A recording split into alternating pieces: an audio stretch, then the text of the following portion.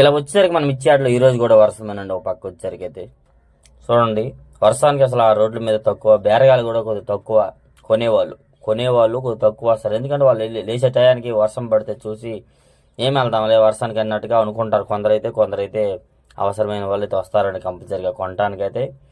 ఈరోజు మార్కెట్ అయితే రేట్ అయితే స్టడీగానే ఉందండి. కాకపోతే కొనేవాళ్ళు తక్కువ, స్పీడ్ అయితే లేదు. తక్కువగా జరుగుతుంది మార్కెట్.